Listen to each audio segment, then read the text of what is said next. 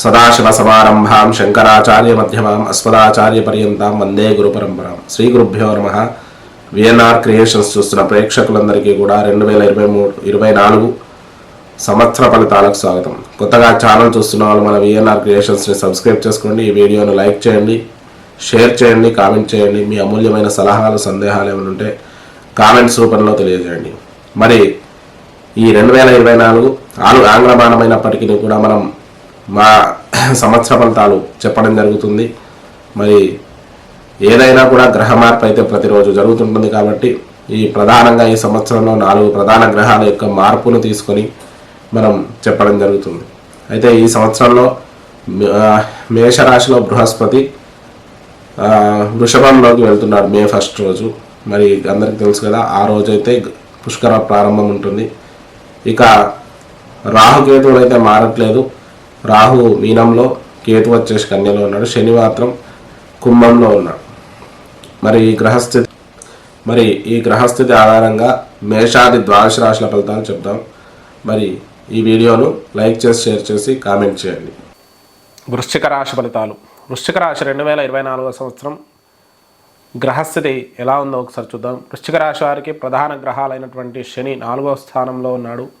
ఇక రాహు 5వ స్థానం, బృహస్పతి 6వ స్థానం, కేతు వచ్చేసి ఏకాదశ స్థానంలో ఉన్నారు. ఈ గ్రహస్థితి ఆధారంగా ముఖ్యంగా మనం ఈ 2024 వృశ్చిక రాశి వారికి ఎలా ఉందో చూద్దాం. ఎందుకంటే సామాన్యంగా చిన్న గ్రహాలు ప్రతి మాసం మారుతాయి కాబట్టి అవి మాస ఫలాల్లో కానీ వార ఫలాల్లో కానీ చెప్పడం జరుగుతుంది. వీటి ఆధారంగా మనకి ఈ సంవత్సరం అంతా ఎలా ఉందో ఒకసారి చూద్దాం.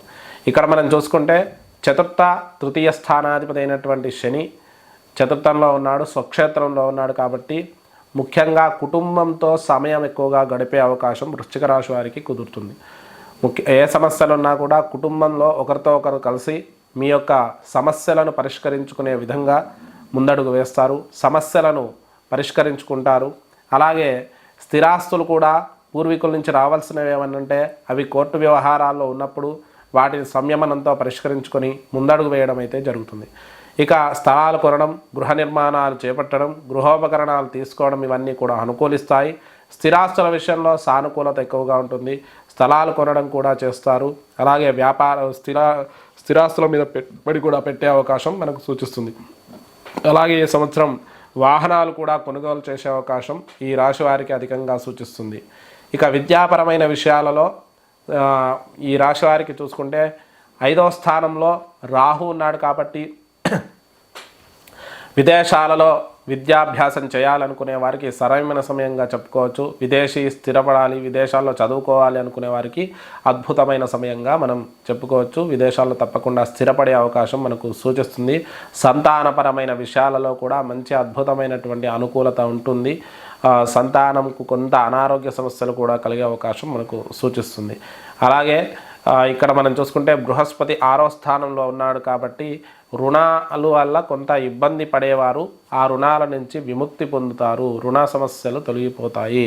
ఇక మే తర్వాత 7వ స్థానంలోకి అనుకూలమైన స్థానంలోకి వస్తున్నాడు కాబట్టి మే వరకు కూడా బృహస్పతి సానుకూలత తక్కువగా ఉంటుంది. కొన్ని సమస్యలను పరిష్కారం కాని సమస్యలను ఎదుర్కోవాల్సి వస్తుంది. కానీ 7వ స్థానంలోకి ఎప్పుడైతే బృహస్పతి వస్తాడో అద్భుతమైనటువంటి అనుకూలత అయితే ఉంటుంది. 7వ స్థానంలో వివాహ సంబంధమైనటువంటి విషయాల్లో వివాహ ప్రయత్నాలు చేస్తుంటే తప్పకుండా అనుకూలించే అవకాశం మనకు సూచిస్తుంది. అలాగే సంతానపరమైన విషయాలలో సంతాన ప్రాప్తి కాని వారికి ఎవరికైనా ఉంటే మే తర్వాత సంతాన ప్రాప్తి అయ్యే అవకాశం కూడా ఉంది. 7వ స్థానంలో బృహస్పతి సంచారం వల్ల ఇక కుటుంబంలో ప్రశాంతత ఉంటుంది. ఏదైనా సమస్యలున్నా కూడా మాటలతో పరిష్కరించుకొని వాటిని సద్దుమణిగేటట్టు చేసుకోవడం అనేది మనం గమనించవచ్చు. ఇక ఏకాదశ స్థానంలో కేతు ఉండడం వల్ల ఆధ్యాత్మిక చింతన పెరుగుతుంది, దేవాలయ దర్శనాలు చేస్తారు, ధార్మికమైన సంపాదన ఉంటుంది. మరి ఈ రాశి వారికి ముఖ్యంగా ఉద్యోగ విషయాలలో మంచి అద్భుతమైనగా చెప్పుకోవచ్చు. మంచి ఉద్యోగాలు వస్తాయి, స్థిరపడతారు. అలాగే విదేశాలలో స్థిరపడాలనుకునే వారికి కూడా ప్రస్తుతం మంచి సమయంగా చెప్పుకోవచ్చు. అలాగే కొత్త ఉద్యోగ ప్రయత్నాలు కూడా అనుకూలిస్తాయి. రాజకీయ నాయకులకైతే మొదటి మే వరకు కూడా మిశ్రమంగా ఉంటుంది. మే తర్వాత అనుకూలత ఉంటుంది, మంచి పేరు ప్రతిష్టలు సంపాదిస్తారు. సినీ రంగాల వారికైతే మే లోపల వాళ్ళ యొక్క ఏమైనా సినీ రంగాల వారికి కొంత వ్యతిరేక ఫలితాలు, మిశ్రమ ఫలితాలు వస్తాయి. మే తర్వాత వచ్చేటువంటి వాటికి అద్భుతమైనటువంటి విజయాలు అయితే దక్కే అవకాశం మనకు సూచిస్తుంది. ఇక వ్యాపార రంగంలోని వారికి విశేషంగా రాణిస్తారు. వ్యాపారస్తులైతే అద్భుతమైనటువంటి అభివృద్ధిని సాధించే అవకాశం మనకు ఈ వారం సూచిస్తుంది, ఈ సంవత్సరం సూచిస్తుంది. ఇక్కడ మనం చూసుకుంటే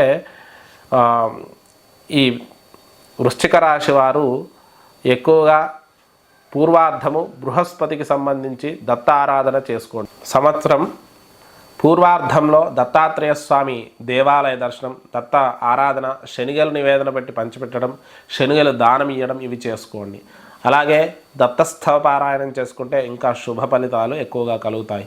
ఇక దాంతోపాటు ఈశ్వర సంబంధమైన అర్ధాష్టమ శని కాబట్టి శనికి శని తైలాభిషేకం చేసుకోవడం, శనికి సంబంధించిన స్తోత్రాలు పారాయణం చేసుకోవడం, అలాగే ఈశ్వరుడికి రుద్రాభిషేకం చేసుకోవడం చేయండి. వీలైతే మహామృత్యుంజయ హోమం కానీ మృత్యుంజయ పాశుపతాభిషేకం కానీ చేయించుకునే ప్రయత్నం చేయండి. దానివల్ల శుభ ఫలితాలు కలుగుతాయి. ఇది మనకు వృశ్చిక రాశి యొక్క ఫలితాలు.